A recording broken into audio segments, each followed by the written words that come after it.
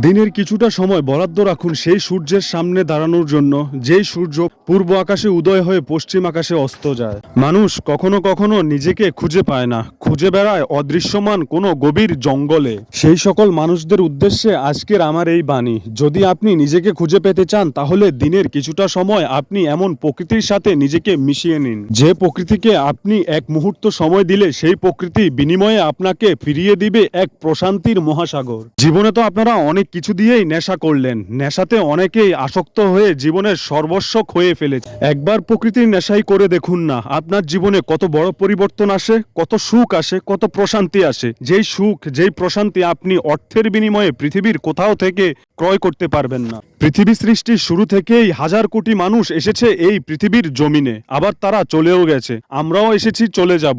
অতএব আমরা পৃথিবীর কাছে সামান্যতম একটা জিনিস মাত্র। সেজন্য বলবো, নিজেকে একটু প্রশান্তি দিতে প্রকৃতির খোঁজে বেরিয়ে পড়ুন। কেঁদে জীবনকে ভাসিয়ে দেওয়ার চেয়ে হেসে জীবনকে উড়িয়ে দিন, এটাই ভালো।